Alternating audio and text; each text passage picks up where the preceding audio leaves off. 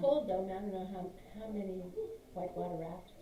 Oh, they raft and whatever. They don't seem to get, they can wear full wetsuits. Yeah. Every time that I've gone, we have. Yeah. So I guess Oh, no, they're rafting. They're probably full. They go pretty far in the, even September, October. It's cold, but they're still. But at least the water's warmer. That's what. Yeah. I'm just thinking the water's probably pretty cold right now. We got all that rain. I'm sure they're happy for that. Cause I wondered how the rapids were with that. No rain. It's almost harder to go when it's not running well. Yeah. You get stuck on rocks more and you can flip. Yeah, I don't know. I've actually never been there. My husband and Elias have gone rafting. We went with a couple times, church groups or, I think maybe when we had exchange students or like German, like just for short exchanges, they did things with them. Yeah.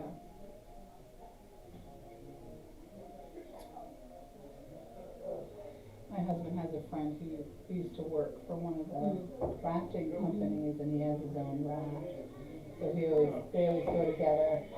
Oh, so they don't even have to pay. They get a free ride up on the bus. Yeah. Because he knows the people that own it really well, and then they don't have to pay. And it works out. Yeah. So I don't know anything about this book. So well, it's about hurry and eliminating it. I should have talked to you. It's actually, the first half of the book talks about like the issue of hurry, almost like a disease, and it gives a lot of statistics on like places, like what keeps us hurrying, like our phone, how many times we touch our phone a day and stuff like that. And then the second half of the book talks about like, it's really about making a rule of life for yourself and then following Jesus. Like how does Jesus tell us that if we follow what he did, we will live a less hurried life. Like the Sabbath, keeping the Sabbath, slowing down, meditation, all of the things that Jesus did. I didn't know he was taping it. Well, I don't really have like a list of questions. Oh, no, that's okay. We're just here to discuss it. No, that's fine. The reason he is, I'll be told you, because we have this one, I guess he's a congregation member up in Maine who wants to chime in for the conversation. So he's gonna be like the thing. Well, he's gonna be. I think he's gonna. I don't think we have a way that he can ask questions. So he's gonna just observe and watch. Oh, I was gonna say, wow, that's great. Yeah. Is Cindy coming today? I think Cindy should be here, right? I think so. I know she read the book. Yeah, she read. Okay. I know she read the book, so. but the only way maybe is if someone called him. Speakerphone. Yeah. Pastor Rickman's, he's gonna come in a few minutes to check. That is Zoom. Well, they have a whole thing on Right Now Media. Yes, that'd be lovely. Summertime is a good time to do that. Let's see here. I'll update my music. I still have your books to hand back to you. That I did a while back. I don't even know what's. I've had them put aside to give back to you when they sit under my desk.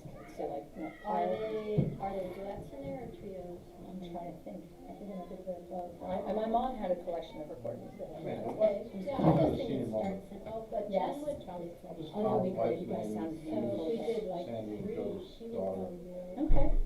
But it's rehearsal time. That's always there now. But maybe we could do Thursday night since I would think.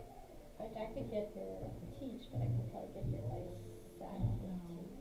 Okay, sure. So he does praise band first at 7 and maybe. I don't actually ask people their names. Sure. I don't, and when they tell me their That's names. play soprano. Okay, there's all kinds of things happening in my head. Yeah, and I have my alto too, which is, I gotta remember the fingering. You have it. So okay, I have a really nice. I don't even have that anymore. I don't need to remember anybody's names but my kids. It's not a good thing. But I play tenor because if somebody wants to busy on the weekends. my So. alto or even soprano. Okay, yeah.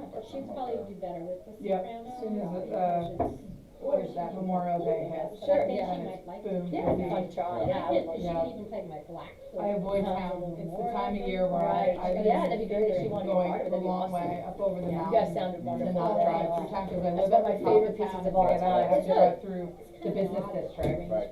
and Yeah, it's it's so different, slow. yeah. It's different, so it's nice. It's clogged, I the really like it, pedestrians but are like stepping in the scary. road, and It's people are looking for somebody parking gets off. spaces. Yes, yeah, you really be in there. Yeah. It's And so I thought, narrow. well, It is, Before I I found out, forget, I was like I've like, lived there I for was like, so oh my long, gosh. I forget that people aren't used to that narrow road, so I'm like, Even though they have cars, Yeah. it can change out. Really, But 5 that's miles not an hour, what's but on those the roads score, are- They want it to be out. they're to narrow, I just drive on them every day, Oh, so I'm so wow. used Oh, to my them. goodness. We were there a couple years ago. I mean, they give you the part so you don't have to Stayed do over, that. but Carl was was- playing the bass part, basically part on that. We're walking out and Yeah, there was so, but, parking, I took off the side mirror. I'm glad that I Somebody noticed parked. it. I'm surprised. That could have been like really Going. scary, and then I couldn't Yeah, find my original yeah. part. It's a thin road. It was right on the stand, but I know. I just panicked for a second. You panicked? I panicked for a second because I thought, remember I said this morning, do you want the score? Mm-hmm. And you said, now I'll just take my regular part, and I said, Well, well, if somebody gets off, Just so we know. Yeah, if yeah. somebody gets off, I don't know how it, gonna get back on. It's so, It's different, it's not intuitive. yeah, exactly, yeah. And so I got the score out and I was like, okay, I'll be the winner, I can do this, and I look at it, cause it's originally written for 2 alto flutes and bass flute. Mhm. They give you the parts for the other options, 2 soprano flutes, but that's not what the score is written in. The 2 top parts are alto, Mm. and your bass, and I'm looking at, wait, bass flute's in C, this is 3 flats, that's 4. Oh no. So bad, like this last minute panic, that's what we were doing, I was like, my part's here, I know it's here, I'll go back to read my part, so. Never make Yeah. last minute changes, it's just not As we were worth going through it, I was thinking, did I skip that line or did it. I know, cause the lines are pretty close, they're tight, Yeah. yeah, I know, Oh, I noticed don't remember that. playing that video. Oh, well, it sounds pretty good. I could not stand up there and do any of that. I get stressed out leaving my house. Did I leave the stove on? Like just leaving my house. I couldn't stand up there, I would forget Yeah, everything. she'll be over, but she's just going to start with her hours. I think it's just Okay. us though, so. Is Pastor Brett coming in, and is that on? Yeah, he'll be in a few minutes, I'm not sure, I can probably set it on recording if you want to. But I don't know how to call him so we can. Get him on the That was just. Oh, he actually is recording, so we're already being recorded with all of us. Oh, great. Good thing we didn't say anything bad about that. I know. Alright. Okay. Or anybody else in the church. Yes. Good thing we're not gossips. I know, exactly. Oh, That could have man. been That bad. was really bad. How about Michael mentioning coal? I know, I was like, Oh, I was know, I'm having trouble so reining it in. sorry. Oh, yeah, they lost their dog. Oh. it was a tough Friday. one. Oh, it's brutal, with dogs, it's just the worst. Well, we've been trading off, like sleeping downstairs, cause we couldn't do the stairs. Oh, yeah. And then, but he's been with Carl a lot because of COVID, and Mhm. Carl's been home, so they've been such good buddies. Oh. And then when I sleep downstairs with the dog, like on was it Monday night? No, Sunday night. I took last Sunday night, right? Cause Monday I called in, cause I didn't get any sleep. The dog just like paced. Oh. What was But wrong that's with when him? he was walking, Right. it just paced and then panting and just, and they told us he might pant more. Oh, what was wrong? He has lymphoma, but they gave him steroids and he couldn't keep anything down, he couldn't eat, he couldn't drink, and, it was a mess, literally. Yeah, I am, I believe it. Cause there's steps even getting out to our backyard, so, It's so hard, but and it's, you're kind of thankful in a way that they're out of pain, but it's just, and when you have to make, did you have to put them down? well, we set the appointment Uh-huh. On Saturday. on Saturday morning, because it was necessary, and, I was home Friday afternoon with him, and he was breathing pretty heavy, and I was there a lot, well, every night, from Tuesday night on, I slept with him on the floor, Mm-hmm. and just tried to be with him. He passed away about 5:45. I said to Carl, he's probably mad because he's eating his dinner. I Yeah, It's like dinner time, Yeah, right. where's my food? It's 7 o'clock. That's it. 5 o'clock on the dot. And the weird thing was, he kept trying to like scooch himself under the buffet, Hmm. which there's about this much space, Uh-huh. which is where his bed always was, so and I had the back door open in his regular space, and so I was talking to our kids, and they were saying that they've read and heard that when an animal knows they're gonna die, they look to hide, they try to hide. Yeah, I have a friend whose dog was always running off, and that's what the vet said. And he kept, I mean, he couldn't even walk, but he was trying to scooch himself under this buffet. And I could say, oh, what are you doing, buddy? Because his head was in hanging off his bed. And I thought, he's not breathing very well, you know, and so I was putting his head on the pillow, and I was turning him around, and I kept like making him comfortable and adjusting him and whatever. And here all the time he was probably trying to get in. He's like, damn it, let me go under there. Oh, poor thing, oh my goodness. Oh, And then I just went outside to get some flowers to arrange for our daughter, because they were coming up. And, I came back and 100% sure it was gone, and then, let me go. For kids. But it is a blessing though, he died at home though. I think the hardest thing is when you have to take them into these Yeah. It is hard. clinical rooms, that's what we've had to do with our two dogs. Yeah, I've always twice prayed for a before. dog just to die at home, and just it hasn't happened to us yet, so maybe this next one. I know that scream. Yeah, it's awful. That's the hardest thing with the pet is how do you decide one day it's worth them living, the next day it's not. It's horrible. It's just one of the most Yeah, brutal with things our to go first through. one, we knew it was time, like she was just miserable, like she was wandering around, and Brandy, our Oh, the first. first one, yeah. And- Yeah, this is the third one. Yeah, and she would like bark and like wander around and just, it was like she was, okay, I see you, the Grim Reaper is here. And the house was a mess, it was just a mess. So we finally decided, but she was still mobile, and we took her for a walk, and she seemed to really rally. And I was like, I'm sure we would. Yeah. I'm so sorry. I said to Brett earlier, it just reemphasizes, reminds you how real death is. Yes. And your imagination is so running wild. I think about how much the disciples loved Jesus, and then to witness that kind of horrific treatment and murder, they must have been absolutely crushed. Yeah. But then to see him alive. Yeah, because- right. And no wonder they Yeah. risked their own death. Yeah, To exactly. go and tell people about this. Yeah, it's And so true, yeah. if it was just, Jesus' teachings, and yeah, that's all good stuff, they never would have done that. Right, That's absolutely, yeah, you know that something happened, because they all ran and hid, and then suddenly they're out dying for him, but yeah, something happened in those days, and otherwise they would just say, yeah, enough of that, I'm not gonna put my life on the line for this. Right, exactly. So, Seems like a good mission, but yeah, never I got mind things that, to do. exactly, yeah, right. I don't wanna go that way. Yeah, exactly, yeah, And there's no hospital care, yeah. hardly anybody to patch you up. Right, exactly. And I told Carl, I said, this has really made me realize how important the whole burial process was, and how when they went to the tomb, they wanted to move the body, they wanted to savor the bodies. Yeah. They wanted to yeah, it helps you come to terms. it with does, does, yeah. it really does, help you. Yeah, come it's to a strange terms. thing in our society now that people just like they die and then you just don't see Right. them unless you choose to have, both my mother and my sister were both cremated, and actually my grandparents were too, and so it's just one of those things like they're just gone, and then nothing, there's a strange thing we have as a separation from it.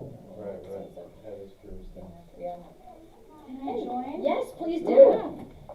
Two seats left, of course. Thank you. Yes. Did you read the book? No. Sure. I You're not the only one. Here's the ironic thing, I had I to don't hurry have up a and book. finish reading this yesterday. I Oh, was like, I geez. should not be hurrying, but actually it was like the most wonderful, life-giving thing I did was to sit there and Is force it myself. not such a good book? It is, though? it actually, I highly you have to suggest see the way everybody it's read written it. out, it's almost like for people like ADD, Yeah. like you just like read like a paragraph, he's all over the place, but it's really about learning to slow down, but it's really simple, it's like, I mean, I'm a slow reader, and Yeah. I had only I'm like not this good- much book at the done when I started yesterday, and I finished the entire No. book yesterday. Oh, And we I'm just a lost slow, ourselves. I'm a slow Yeah, reader it's too, I will fun. tell you, Ian and I are both slow readers, but it goes by so quickly. And it looks like such a Wow. big thick book though too. Yeah, It's like. but there's like, there's spaces between there's lots every of paragraph, spaces, yeah. like. Is that for like in the notes or something? No, I think it's just the style he published it in, published it yeah. in. Is it's- it Barnes and Noble? Probably, I got one on Amazon. Carl, can you take a picture, you know what the book is? Do I have that email? Cause I still have a Barnes and Noble. It was gift card. email. Yeah, Do I it was have an that? email. Okay. I'll take a picture. And it's a book to probably have and to pass on. Yes, yeah, in fact, It's a actually, good when book I'm too, like, I have- just skimmed through, I read it, I wanna say January, but it might have been before. Oh, after the Or- holidays, right when you were John, done yeah, worrying. Yeah, so So I yeah, read a forwarded by book John before Ortberg, this. which we love, whom we Yeah. love, yeah, he forwarded, and he's referring, it was interesting is that Comer's referring to Ortberg, who of course always refers to Dallas Willard, so it's just Okay. working its way back, and like, oh, I know this stuff, I've been there, done that. Yeah. Cause it we was read good. we actually did a really good book study, not really, it was a book study by John Ortberg called Soul Keeping, we did it when we were at Abundant Life, and We it's, should do that. and that actually has videos, you watch the videos, and then I it's just good. looked this up, John Mark, this is on Right Now Media. Oh, is it, really? Yeah, Probably should. there's like a study thing on it Oh, is for there Right Now now? Media. Yeah, I keep forgetting about Right Now. I know, Media. yes. It's that. Yeah. Alright, well, Is that the church paid for or Yes, something? yeah, the church pays for Oh. that, so we can use that. Oh, is that whole book on it? I don't think the whole book is on it, but John Mark Comer is doing discussion Right Now on Media? it, Right Now Media, yeah, he's That'd be great way probably walking through, maybe we could do a second Yeah, maybe thing we can after talk. the discussion. And after Yeah. I get the book and read it. Yeah, sure. alright, Yeah. well, let's do a discussion here.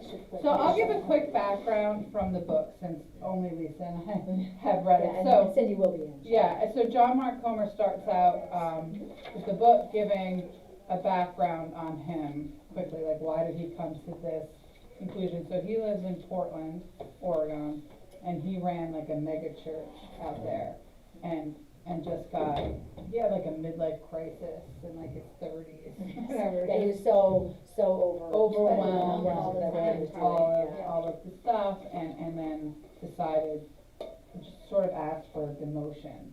You know, can I just go to one church? And of course, he's in it, he says they were probably relieved. You know, and so he took a vacation, which was like a long Sabbath, and then got therapy, and then went back and he preaches out of Bridgetown, I think is the name of the church. He preaches out. I found out about this book because I really love Tim Mackey, who also goes to that church.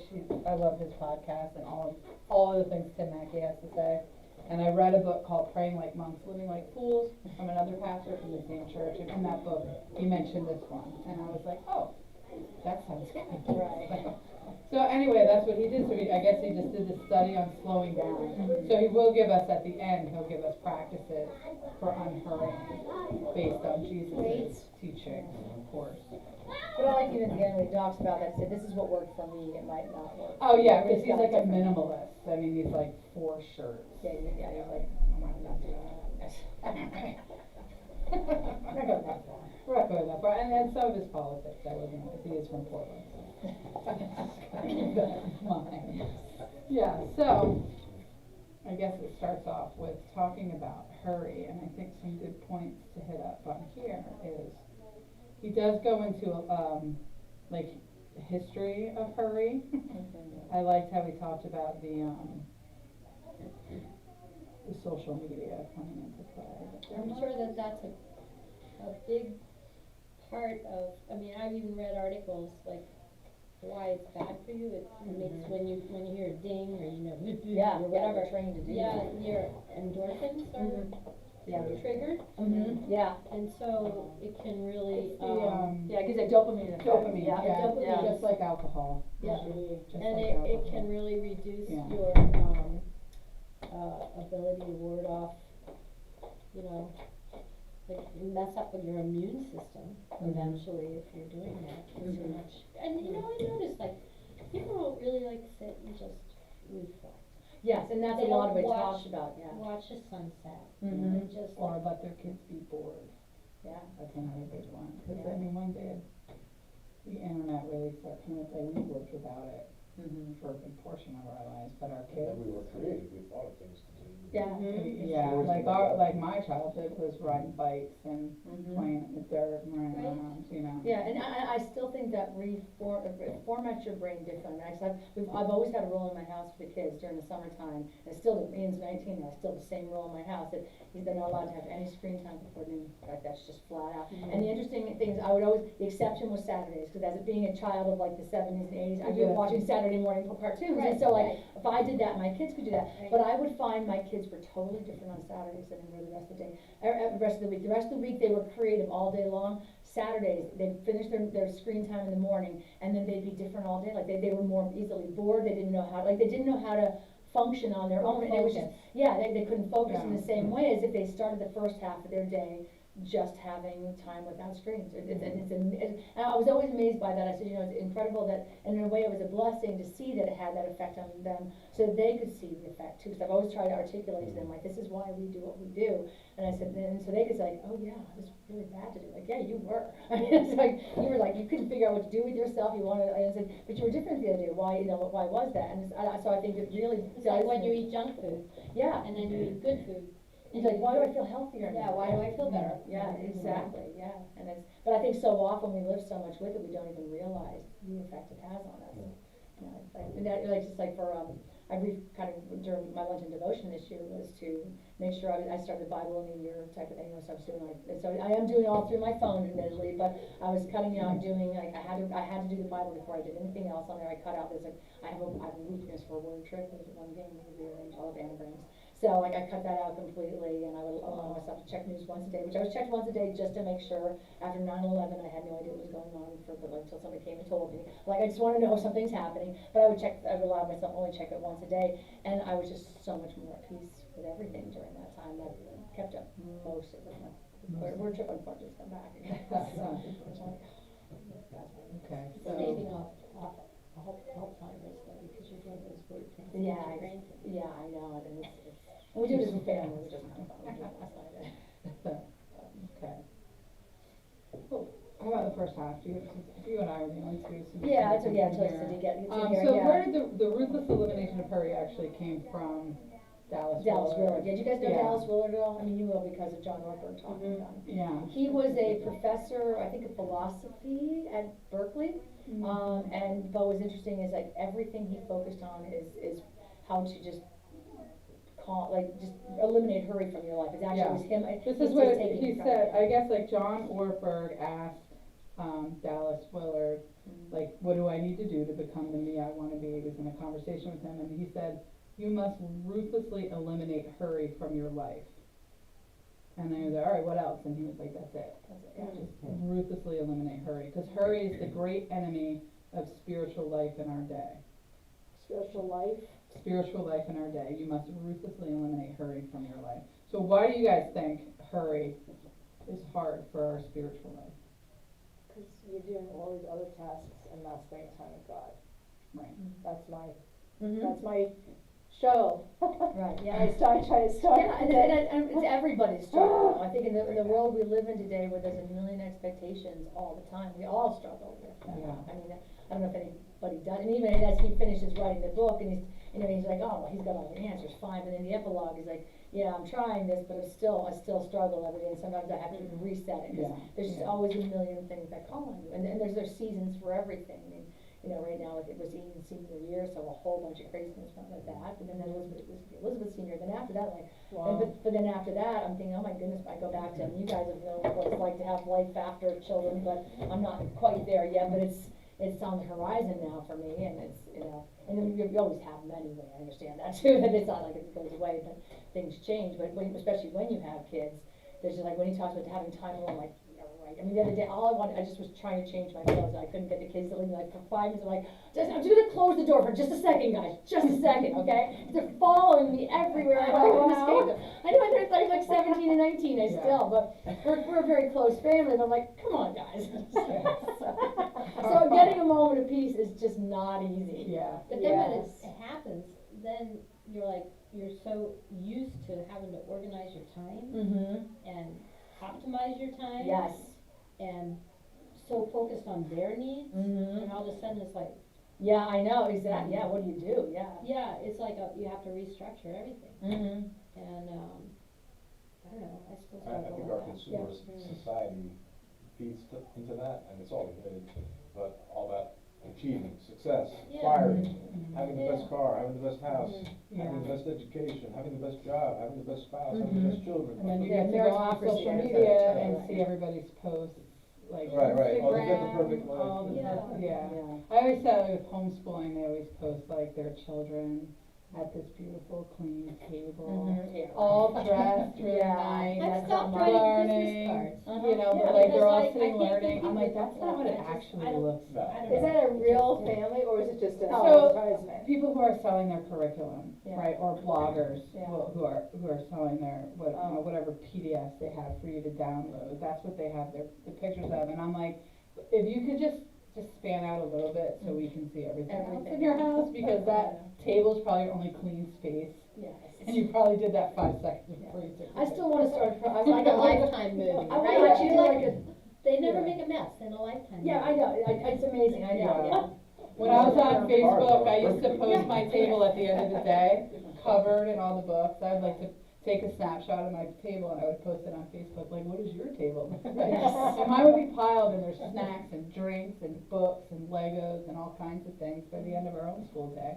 Because I hate those pictures, I where it know. looks perfect. I actually wanna start I actually I'm wanna, sure I they're wanna out use there. I'm Facebook sure for there are public people. service, the thing to actually to start, I wanna call it Stop the Madness. And I wanna have everybody take a picture of their house on the average day and post it on Facebook so we can really see how people live. Cause it is the worst thing when you go to somebody's house and they have it all cleaned up for you. You're like, wow, they can't come, my house doesn't look like this. So then they come to your house and you clean it all up. You're like, wow, I cleaned up my house for hours before they came in. Don't you think that's supposed to stress the It holidays? is, absolutely. It's just preparing for people to like, you know, I Yeah. mean, if you take Yeah, pride if in you just your said, you know what, home this and, is you my know, house, this is what it looks like, I'm sorry. You know, then, no, I'm not even sorry, this is my house, and family comes first here and not a polished floor. We would be a much happier culture. Cause I think I always, Y'all can come to my house, you'll feel really good. but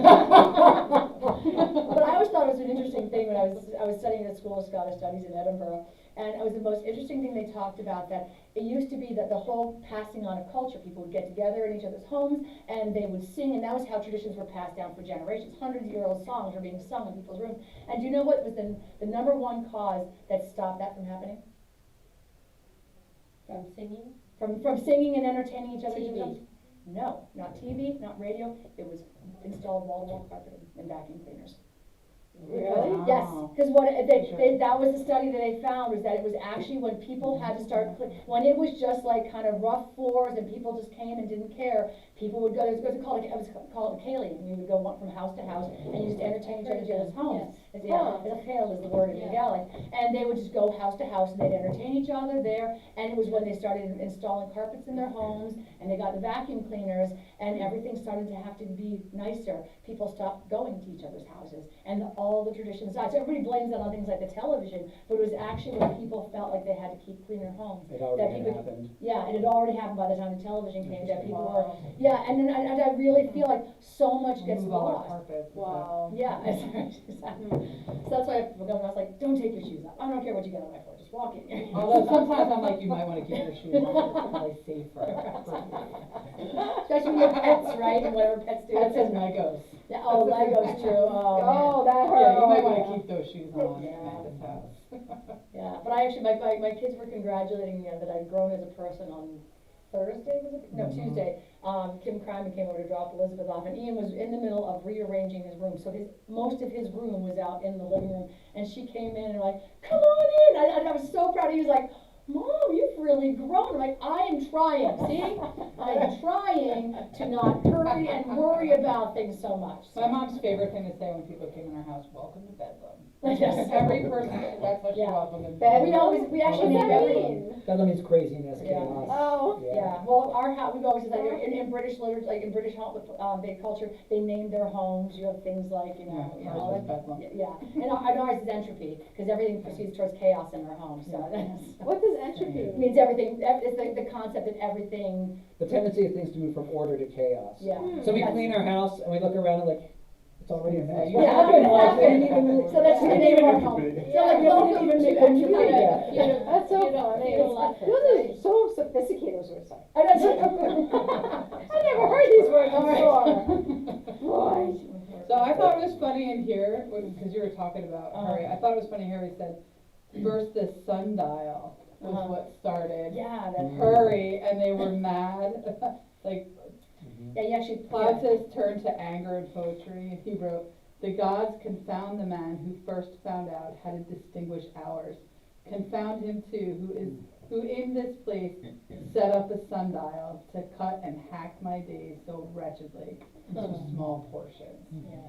This is, you should quote him whenever, Yeah, you should quote him when you're running late. Yes, Plautus was the thing. Plautus, did I say it wrong? Next time you're running late, just quote him with Plautus. Yeah, I thought it was interesting when you shared that with me, was that I've heard that analysis applied to like Henry Ford. You know, the subdividing of labor and the way factories work, they don't work without the timetable. So that way of scheduling shifts and all this kind of stuff, that's not the way work was done before the Industrial Revolution, you know? And I've heard that applied, but I wouldn't have thought that the All objection the way went back that to far Rome. back. Yeah. You know? 200 BC. Wow. With the sundial. Yeah, and then the clock, and everybody gets lined up on the same clock. Like I said, even if they look at Cologne, Germany as the first public clock where everybody would chime the time so everybody could follow it. Yeah. Yeah, so it goes way back. Okay. But then I just feel like Hurry though has become so much greater in the I really think since in the last 20 years, it's just. Oh, I agree. It's That's fun. no wonder all the kids are Distraction, I crazy. think, Yeah. is a big part of making us feel hurried too, like especially with the. So do you think it's all a conspiracy? I know. Like when I So, read, like, I picked up this become, book. Like, it's easier to take over. Yeah, But when I actually, first yeah, read this that's- book, I didn't think I hurried a lot because like years ago, like I had the boys in karate and Boy Scouts and golf, and then we had church stuff and homeschool group stuff, and we were rushing every night of the week. We were somewhere doing something, and then one summer we were just like, let's just take a break, and then they didn't want to go back to any of it. So I was like, all right, so then this was years ago before reading this book, I was like, we don't want to hurry anymore.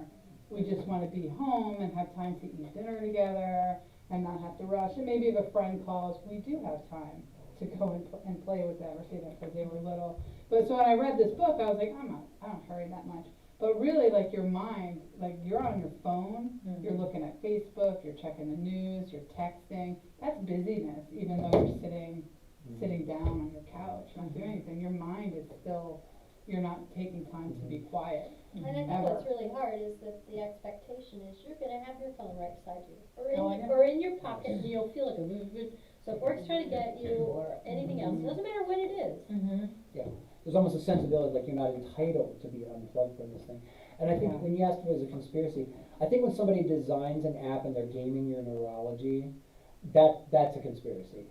But what you end up with, and I've sort of learned this from a couple scholars who pointed it out in different ways, is that, for instance, what's going to push us what's pushing AI technologically? Are they trying to control, are the robots taking over? They might, but it's not because everyone's afraid of it happening, but everyone's afraid that the other person will do it first. Right, so you get this, it's not a conspiracy between the American government and the Chinese, they're trying to beat each other, right? So you end up with the same or worse situation, but not because anyone's trying to do it. Everyone might be anxious and not wanting to go where it's going, but we're all going the same way. Because we're afraid our competition will get a little ahead of us, if we do this. Yeah. And with that, I think a lot of when it comes to it, just going back to what Carl was talking about earlier, I think there's almost a sense of, to me, I know it's pride. To me, it's getting a sense of like, I don't want to get behind where everybody else is. And it has been a struggle in my life. I mean, because I have, I've just always been the top of my class. I have 2 masters and a PhD, and and then I've watched. I made a choice back when Ian was born that I was going to focus on my family and not on work. And so, but I started at Penn State on campus. I've been going off to conferences, and there's 2 people that chart with me that every time I get updates on them, I just feel a little worse about myself, and I have to talk myself out of it. And one was somebody who's working on her PhD, and the exact same thing I was when we were both graduate students.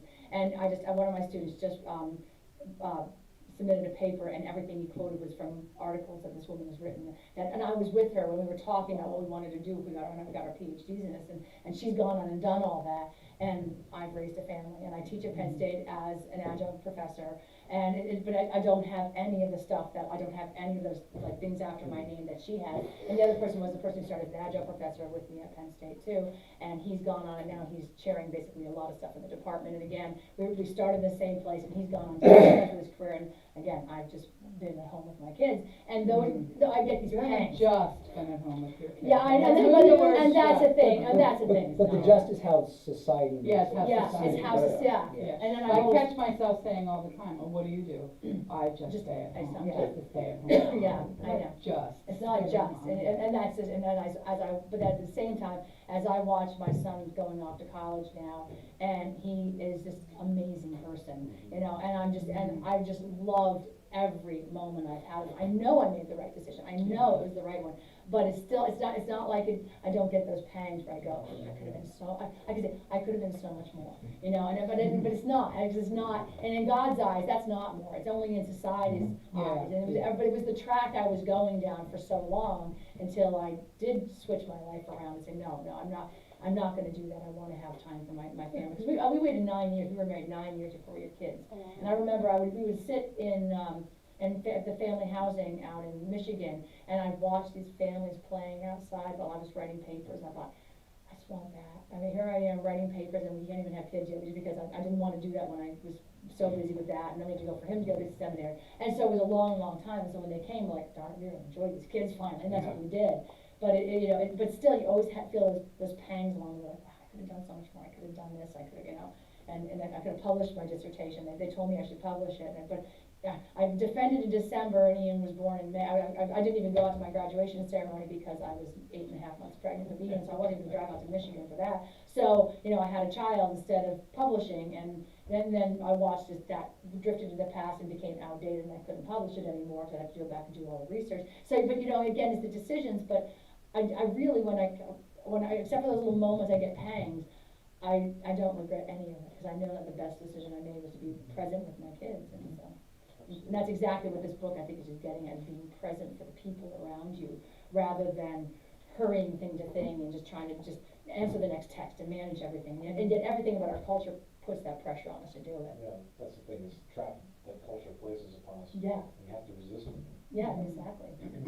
I think you resist it, and I'm not it's not a formula, and certainly nothing I've mastered, but I remember one person said that the trick to saying no is having a deeper yes inside. And so I feel like saying no to the things that would keep you busy has to be rooted in, well, what am I saying yes to? I'm saying yes to intimacy, first with God, and then secondarily with people. You can't have intimacy without time. You just can't. Yeah. Yeah. And that's what he talks about. That was the whole myth of quality time. We have quality time for kids. Well, no. Because the kids decide when it's quality time, not you. Yeah. You spend 10 hours and they decide this 10 minutes is the important part of it, you know? Yeah. I mean, you can't just Usually schedule right it. before bed. Yeah, right, exactly, yeah. Yeah. That's why, this is why we do the youth trips, right? Oh, yeah. Because what you just said is exactly true, and it's no less true for teenagers. All the good things that happen on youth ministry happen between midnight and 2. And it drives me crazy. This is why I will come home and just completely fall on my face, because after a week of that, I'm done. Yeah, when the walk-in, that's why we do The walk-ins, walk-ins, it's yeah. not, you know you're not gonna sleep for the night, but you know that something in the middle, somewhere, something important is gonna happen that night. You don't know what kid it's gonna happen with, and at what time it's gonna happen. What time was it? It was 2:30 in the morning, and Right. I go, I guess I'm not going to bed now, so. Yeah, so, exactly. But it was one of the most important things that happened in that evening, and so you say, okay, that's what you do. Right. Yeah, what you guys do is truly amazing. Katie absolutely loves it. She doesn't want to miss anything. That's good. And that's huge. That's good. I know, yes. Well, that's what we tried to create the community, and maybe that's something for us as a church for the adults, because it's the adults, right? We're all in these societal pressures. At least kids can still say, I'm not doing all this other stuff, as long as I'm doing school, I'm doing enough. Most of them don't, but a lot of them, they could if they wanted to. But for us, how do we say no? With the youth ministry, our idea was build the community first, and then the community strengthens us at their stage of development. It's more like, do I believe or don't I, right? Or whatever. They start at their for us who have maybe a more committed faith, but we're still struggling with wisdom, formation, and stuff like that, that's the communities where we draw our strength from. But that means making enough time for the community, right? It means I can't be gone so much all the time. That's one of the reasons why, you know, we test for black belt on Saturday, but I already said up front, I'm not going beyond in the sense of, I'll probably continue to train because I enjoy the training, but I'm never gonna try for another belt, because I'll never make the attendance requirement, because our church needs me now. You know, we've been growing to the place where now I need more evenings here, and I can't commit 3 days a week to doing this, so. Sundays, we'll have Sunday school, Right. which I thought when we had that first meeting, everybody was worried about people wanting to stay because they're busy. Sure. And you don't have time to stay and learn about Jesus at church on Sunday. It's a different way of It's thinking really about busy. things. It is, you're right, Yeah, now the church I came from was different. We were there all day on Sunday. We'd be there till 3. They had potlucks like every other week, and even when they didn't, we were still there hanging out. The kids were playing and stuff, but it's a smaller community, it's a smaller. The Egyptian Christians were like that too, and I worshiped with them for my multicultural credit. You know, their parish is in Anvil, so down near Lebanon. That parish stretches from State College, Pennsylvania, to the west side of Philly. Wow, so That's people how- will travel that far? Yes, because they come for the day. Yeah. It's worship in the morning, I mean, not everyone. Take a break for stays lunch. the day. There's a group of us. Christian ed and committees and council in the afternoon, whatever it is they're doing that week. Yeah. And then evening worship, and then everyone goes home, and that's it. You know, but it's a whole Yeah, we day had thing. church, Sunday school, and then every other week. But I think the Like ethnic in boundaries help. between, there was social time, cookies and coffee they had in between church and Sunday school, and people didn't mind staying there until 2 or 3 o'clock in the afternoon. Sure. I don't know, it was nice. A very unhurried day. Yeah. This is such an important point, and I think maybe this is one of the reasons that attendance at church is declining, because people are so busy filling up their schedule with everything else, and it's not a priority then. It's not a priority. I'm sorry. Well, weekend sports have That's true too, right, right. I mean, But that's because nobody fewer and ever fewer used to people. do that. Well, but fewer and fewer people are in the sports organizations now saying, no, we can't do that on Sundays, Right. because my family goes to church, right? I think City And my Sorry, son go ahead. or daughter might be an Olympic athlete. Oh, how many times you hear that? Ends up then you have a Things are kid who's getting growing better up in going this to church. congregation for people willing to stay. I think you're right. We went from everybody bolting out the door Yes, it's Yeah. to a little fellowship to hang around for an hour fellowship. Oh, That's yeah, true. yeah. That's true. Yeah. Which I think is a sign of health, right? I feel like Yeah, that's yeah, how yeah. God does these things. Yeah. I think you're right. It's come a long way with that. Yeah. Yeah, but I think it is hard though when, as people, they have sports, because people are not saying, they're saying, no, my kid's not gonna be there. And I think also, I mean, the number of people, I always find it, I struggle with the fact that when I drive to church on a Sunday morning, I drive home, how many people are out mowing their grass? And I know that's their day, but it's their time to, but I always feel like, it's just kind of like, I don't know, it's kind of in your face, like, well, you know, I'm so busy, I'm gonna be mowing my grass while you guys, you silly people are going off to church. I'm like, come on, let's do something indoors so it's not so insulting, but that's silly of me, that's just one of those things. I'm doing it all, really, do you have to mow your grass now? It's a Sunday morning, I mean, it's, but I know people, but again, it's because they're hurrying with everything else. They've got 2 days, usually Saturday becomes a shopping day, and then Sunday is their home day. But it's sad that as a culture, we're doing this, but look at how unhappy our culture is. Oh, And no sure. one's saying, you know what, this isn't right. I mean, even like as Christians, we have to go, oh, it's so hard to stop all this stuff. We've got to stop the madness. And at the same time, it's, you know, if you're not Christian, then you don't even have any like that to follow. And then you like try to take a nap or do something. I used to have a hammock at a previous house, and I would go out on a Sunday afternoon, perfect weather, and I'd like put all the pillows, and I was like, oh, this is gonna be great. And so we'd do like weed trimming, or like, my one neighbor had one of those little edgers for the sidewalk. Oh, right, yeah, there you go. And he had a lot of sidewalk. Oh, no. And inevitably, and I'm thinking, well, this was worth it. Yeah. I'm just getting a lot of anxiety. There you go. Oh, I think about professional musicians in particular, but there's all kinds of occupations that you can find this temple to, but somebody's gonna be like a concert pianist or, you know, a traveling soloist, that the commitment has to be so focus. practice. And there's no So time many for hours. anything else. Gotta do And it. then these people are heralded as, just the greatest thing, oh, well, such talent, but they don't have a life. Exactly, yeah. They don't have a family. And that's the thing, and I think that was probably there are two kind of great gifts we had in our life that, of people. One was a negative one we saw, which was a professor at University of Michigan who had a son who was probably about 8 or 9 when we were there. And we would always, in your graduate school, you go to wine and beer parties all the time, you talk, and you're sitting around It's swirling your it's this wine. not very subtle one-upmanship, where Yeah. everyone's trying to prove And they're it's smarter all- than everyone it else, was it's a lot of all- fun. Yeah, all the professors doing, all the graduate students running around after, just trying to get in those companies. And this one professor she would drag her son there, and he just looked so lost. And it broke my heart every time I saw it, and I thought, He had wild hair like I had. Yeah, Because look, he looked, he I looked was just like, like him as a I was like, kid. this kid, I'm feeling it, I'm like, I know. he was me when I was 8. and I just you know? watched, and I just thought, so she's got a job at the university, she's got all this stuff, but her son is just lost. I mean, what has he got? He's got nothing. And that combined, I think, with that Brett's spiritual director, the Father John, I've talked about him before, he's when he died last summer. Yeah.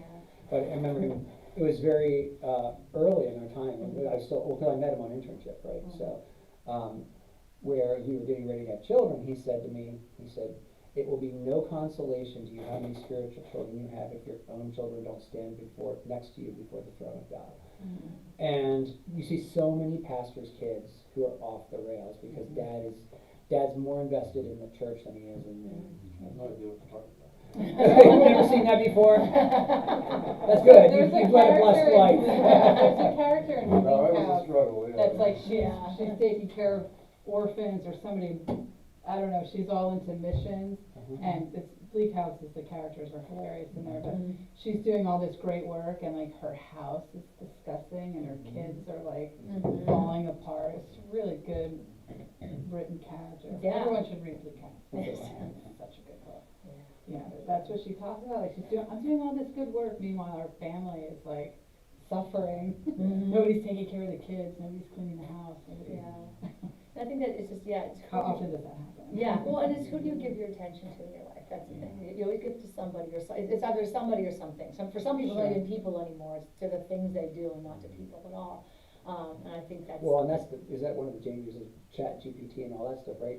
It's a simulated person. Now I can give myself to a para relationship that's not real at all. So it's so bizarre. It's that, yeah, I was interested in just reading a study this week that they said that they did interviews with Gen Xers going into the workplace, and they're saying, what is with these baby boomers who have to they want to have meetings face to face, they want to talk on the phone, and it's so much more efficient to just send messages and don't. And I thought, oh my goodness, it's just they're just used to just removing human beings and interpersonal connections, and so much is lost. We still laugh about the one kid who broke up with his girlfriend by text. I've only occasionally lost my temper in youth ministry. That was one of those moments. Is that one day one was in the front seat, one was in the back seat, or something like that, where they? No, because his girlfriend wasn't a member Oh, of the okay, youth so group. yeah. But he Like broke in the up same room. with her by chat.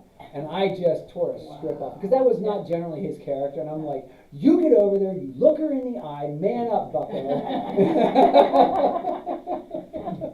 There's no doubt that life is easier to a certain extent if you Well, that's don't just have it. to, But but even in regular routine, like work-related emails, sometimes they email, they respond to something, and then you're supposed to read it and respond, and there's several people on it, and you think this is crazy, I have to interpret again what this person's saying, and am I interpreting it correctly?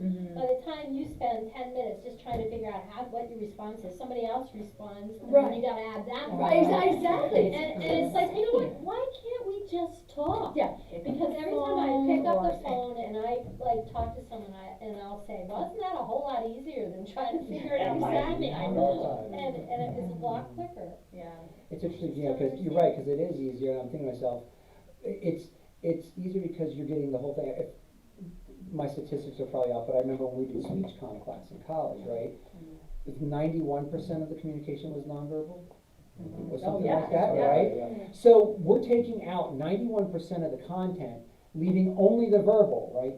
Just literally words, not even tone of voice. Right, you have no idea You how have they no interpret- idea how this if it was supposed to be funny, Personally, yeah. or, Yeah. Yeah, sarcasm does not come over How well can on it be text. more It really efficient doesn't. Yeah. to Learn the remove hard way. 90% of the content? What it is it's easier for emotionally immature people to deal with each other that way. And I'm concerned because I don't feel like we're developing emotionally mature people anymore. People are so fragile because they're not used to dealing with each other face to face, saying something hard, looking them in the eye as you do it, and this doesn't end a relationship, but it is something hard you need to hear, and blah, blah, blah, yeah, all that stuff. There's no This is coping skill then on the. Yeah. Precisely. To well, receive that, and you can deal with it. communication is really lacking. Also, you say things to somebody in text or on Facebook that you wouldn't say to their face. Precisely. You just wouldn't. You know, you might want to, but when it comes to saying it, you just don't. There's something about being face to face. Yeah, you're My right. brother's really big on that. You get into Facebook arguments, and I'm like, you're not gonna do that. Why don't you meet this person and talk about whatever political stuff you're arguing about? You're not gonna say those things to them and like to their face. Don't say it on Facebook. Right. Mhm. They are reading it. Yeah, that's right. But yeah, people, you're braver. Yeah.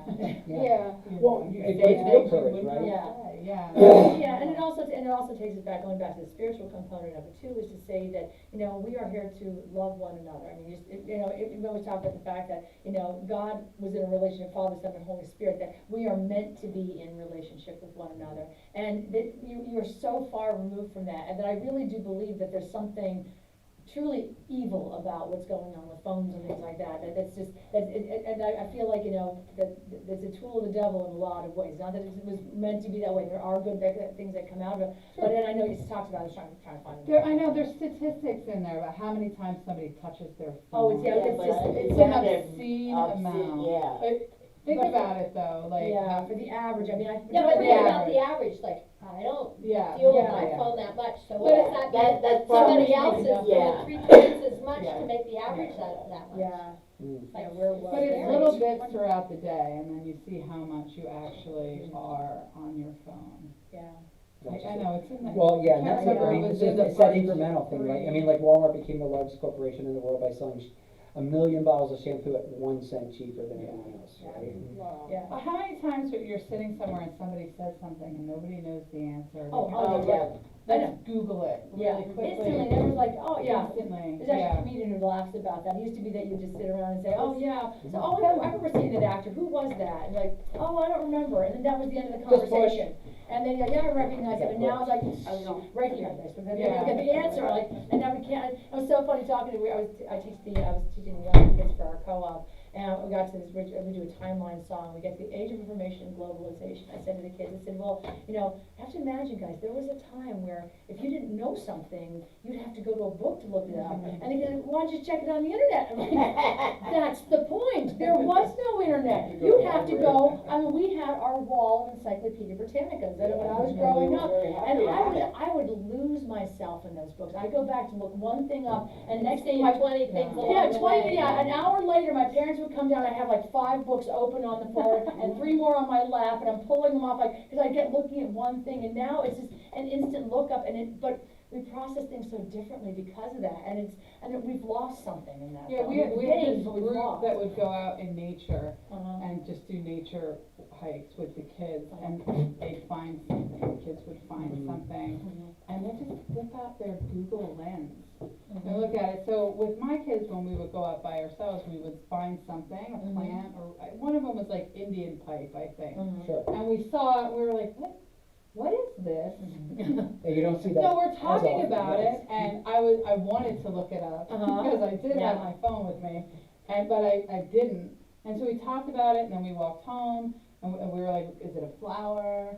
Is it, is it? Is it poison? Yeah, so I'd be what good to is know, it? leave it, don't touch that one. Yeah, and we didn't look it up, and we just talked about it, and then like, maybe a week or 2 later, one of the books we were reading for school had the Indian pipe in it, and we read it, and I tell you what, my kids, this was like 5, 6 years ago, they still look for them. But if I had just taken that picture You're like, oh, and Indian looked pipe, it up no. and said, here, let me ramble off what it is, That's never would have interesting. thought of it again. And Corbin was like so the Indian pipe only grows under specific trees. Yes. You can't cultivate it. Nope. And it uses the roots, it entangles its roots with the tree and a fungus grows. Yes. And it uses the fungus to get its nutrition from the thing, and Corbin, Alien. well, no, Corbin was like, how do people study this stuff and not believe in God? Yeah. That's what he came up with, cause he had How time about to that? think Yeah. and ponder on that. And that's what I Had I just rushed into that, Because then it'd be just data. never would have, Yeah. it would have just been data instead of something he thought Well, and that's about. the reflection piece, right? I mean,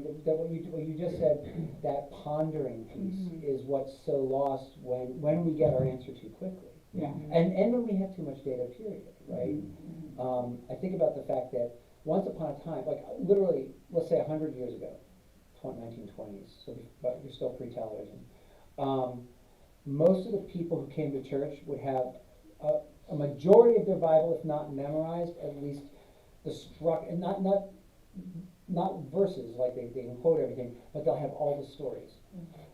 So you look, I can go back and look at the sermons from pastors from back then, and they're replete with biblical references that would leave everyone in the dust today. Because these farmers only had 2 books to read, the Bible and the Almanac. So they knew their Bible, and they thought about it while they were doing their work and Yeah, stuff, you because know? they didn't have their headphones in. Right. And whatever podcast or music or Right. whatever, not that music and podcasts. I mean, there's still, yeah, no, it's not a question, is it good or bad, but it's to what degree, right? How How much much of it, of yeah. it do you let? And the early church talked a lot about that. They talked about that sort of, it's called ascesis is the word, or where we get the word asceticism from in English. But withdrawing from perfectly good things for the sake of something better, right? Fasting, that's the fasting tradition. But you don't just fast from food, you can fast from lots of different things. There's been a lot of people talking about, this is a thing amongst 20-somethings, dopamine fasts. Because they're so busy. This is something among young men, where they're doing so much dopamine, and they talk about the hits from the video games. That's what triggers you to keep wanting to play, and this kind of. So they would do a dopamine fast for 2 weeks or something like that. No video games, no YouTube, no social media for 2 weeks, and see how I do it. Trying to get their brain to come down off that constant level of that stuff, because it functions in your brain internally. Wow. It does. It probably is a major withdrawal too. It is. Probably Oh, yeah. really hard. 100%. When we left Christ Hamilton, I went through adrenaline withdrawal. I literally had the shakes. Wow. About 2 weeks afterward, it's just with this. Because you're always going. I was always going. Yeah. Well, you were talking before, but when kids graduate, but I would find that at the end of every semester, I get to this point where after the end of the school year, I literally, once all the grades are handed in, I'm like, what am I supposed to do? I literally, I get this like, almost like jerking around, like, wanting to do something now, like, what is it, what? And then I almost get depressed, like, what am I supposed to do with myself? That was gonna be my next point. Yeah. You're so optimized with what your time was and having to do when you had assignments, but you knew what that was and you did them. Right. Mm-hmm. And at the end of the day, okay, I did that. Right. Check, and Exactly, it's all off, and then all of a sudden like, okay, now I gotta come up with my own checklist. Mm-hmm. And Comes to like, the point. and people will say, well, what do you wanna do?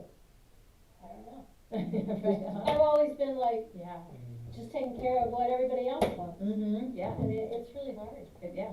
It almost sounds like a form of PTSD, right? When a combat soldier comes back, Yeah. it's not. You have to be alert to everything that could kill you, right, in that environment. So you're constantly at this, and just getting back into an environment where you're relatively safe, they don't know what to do. That's a form of PTSD. It's a lighter form of it, but it's a form of it. So I'm just wondering, does that fit people's experience? I'm just, it's what it sounds like, but I'm not sure if it's an I accurate guess it's assessment. different for everybody Yeah. too. It depends on, That's probably true, yeah. Anyway. This might be a dangerous statement to make, but is there a lot of pressure on girls and women to be a certain way, to be good girls and to achieve and to meet the standard and excel academically, and that's sort of the pattern that you can easily fall into. I mean, men compete for a variety of reasons, but probably not for the same reasons. And we're seeing men dropping out of college and not pursuing as much as women, and maybe that statistic enters into this conversation. I don't know, just curious about your thoughts. I think it's more of a conflict of what kind of biology versus, again, this kind of meritocracy. We know you can do anything, but to a certain extent, that gives you a sense of like. You should do everything. You should do Yeah. everything. You You've gotta should. be the ultimate mother and the ultimate, What's wrong with me, I'm not professional. managing this all well. Yeah, exactly. I remember my sister used to work in a daycare when we were in high school, and she was talking to one of the moms who was a doctor, and she said, life is just so difficult. She said, because whenever I'm at work, I feel like I should be home with the kids. Whenever I'm home with the kids, I feel like I should be at work. And she said she's never content where she is. She just always feels like she's in the wrong place. And so I think that's always I think that's one of the hard things, is I think there is something in that. Yeah, I think as moms, we always second guess Yeah. what we're doing is right. Yeah, exactly. I mean, maybe fathers do Is too. this symptomatic of the It's second different revolution? than, it is I think so, yeah, I think that's part of it, yeah, I think that's. Yeah, I mean, Louise Perry is a That's mine. scholar from England who's been, her most recent book is basically about how feminism has, in its current form, actually it's more focused on the sexual revolution, hasn't served women's needs very well. Hey, it's an interesting question. I like the answer. What's interesting though is that you say all the expectations of women. I feel like men, the problem right now in our culture is the opposite. Yeah. There's no expectations at all for We young don't know people. what. Well, it's kind of scary, you can't hold the door open for a woman anymore. Right. You Are you know, kidding me? But you can't- it's also, once you upon a know. time, That's if a kid was crazy. 19 years old and didn't have a job or wasn't going to school, you got a headlock from grandpa, if not dad, going, Yeah. so when are you gonna get your act together? Yeah. Now it's okay to live at home in the mom and dad's basement until you're 27. Yeah. I mean, Well- what both boys in the children's home today, what do they wanna do when they grow up? Play Play video video games for a games. living. Right. For a living. Yeah. YouTube, they make the, That's- jeez, they make They it do have killing. YouTube Some videos, of yeah, the they good, do. like the big guys, Matt's like, oh, I thought you liked this guy.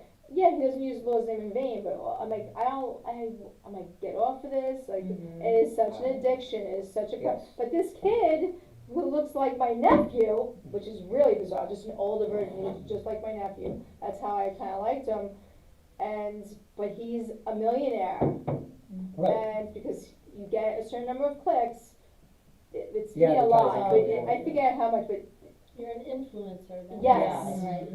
it's, But the and chances of hey, becoming that that's person are important. about the same as getting into professional sports.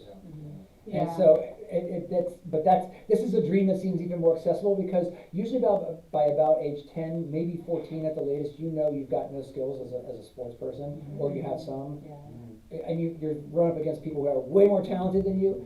Video games, you're all in this little box, it's just you, and you know pretty quickly you're not that person.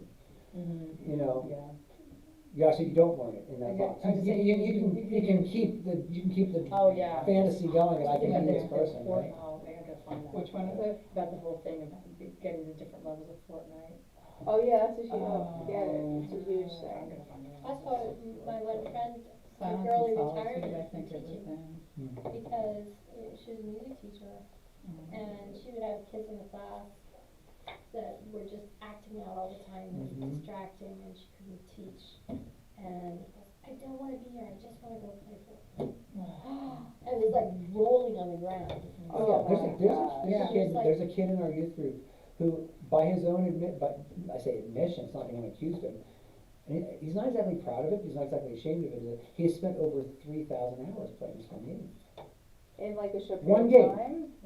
No, That's crazy. Yeah, over the course of maybe 2 years. But still, imagine the statistics I had when we graduated as a music major was that you spent 1,000 hours before you got to college on your instrument, and you'd spend another 2,000 hours in college on your instrument. So that means that he has the same level of skill playing whatever game it is that we had in our instruments when we graduated college. That's what he's built his expertise in. Yeah, I found it. Did you crazy. find it? Yeah, Oh, it's okay. great. Go ahead. This is a couple paragraphs. This is a terrifying aspect of this conversation. For most of us waste copious amounts of time, myself included. For all the talk about hurry and overload, most of it is self-inflicted. Philip Zimbardo's recent research on the demise of guys, i.e. the crisis of masculinity in Western culture, has concluded that the average guy spends 10,000 hours playing video games by age 21. 10,000 hours. My mind jumps to the research around this rule. In 10,000 hours, you can master any craft or become an expert in any field, from Sumerian archaeology to Olympic water polo. You can get your bachelor's degree and your master's degree. You can memorize the New Testament, or you could beat level 4 of Call of Duty.